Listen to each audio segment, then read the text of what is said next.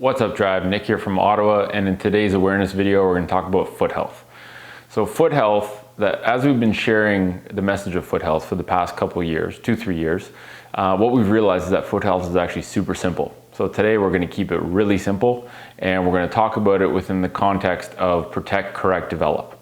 Okay? So like any information, this information only works if you actually apply it.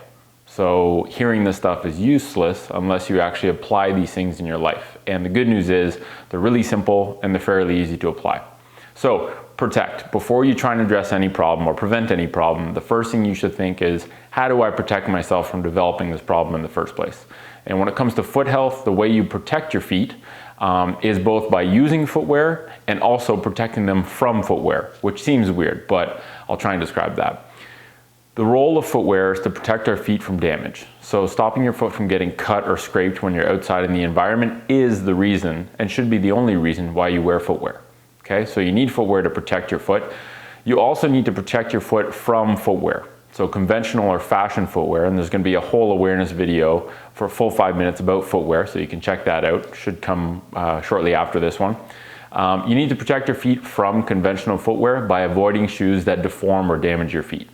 Right, so shoes that are ramped, that are narrow, that have a hugely thick sole, or that are really stiff are all going to affect your feet negatively over time. So step one, the most important one, 80% of the work of having healthy feet, which are feet that do what they're supposed to, that are pain-free, that are resilient, that are durable, that support your body like they're supposed to. Step one is protect your feet by using the right kind of footwear. That's 80% of the work. If you do that, the other kind of two parts of this are actually optional. You'll have healthy feet over time if you get a bit of patience in there, if you just make sure that the footwear game is on point. So that's number one.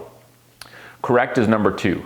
Now, when it comes to correcting the foot itself, we're talking about mobility, right? We're talking about resetting all the tissues that have gotten really tight and kind of basically squished together for a long period of time. And we're going to have a video called Plantar Release in the tools section that's going to cover how to release your foot with a lacrosse ball, how to correct your toe alignment with toe spreaders, how to release your foot with a beam. And so correcting your foot involves taking basically what we call supplements, where you can roll your foot out on a lacrosse ball until you have the mobility required for your foot to function like it's supposed to. And when you wear natural footwear and spend time barefoot, you really don't need to take the supplement anymore once you've got a baseline of mobility back, okay? So correcting foot mobility and the foot tissues and also toe alignment. But it also means correcting your ankle dysfunction, because if your foot works great, you got good mobility there, but your ankle's locked up, your ankle being tight is gonna force a lot more motion at the foot than is supposed to be there.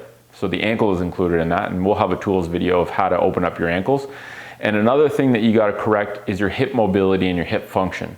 The hip is what determines your ability to orient the foot in a good position. So if you take care of the foot and the ankle, but you don't take care of the hip, you're going to be missing something. And we'll have a bunch of videos on restoring and correcting hip mobility and hip stability in future tools videos.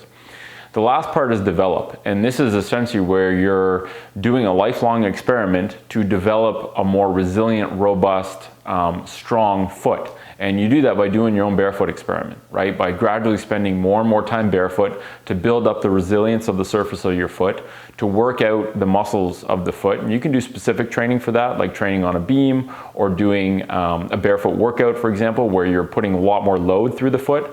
But really, develop just means take on the lifelong goal of using your feet more and developing strength and resilience over time. So that's protect, correct, develop, and that is literally all you need to know to have really healthy, functional feet. You just got to put it into action. Catch you next video.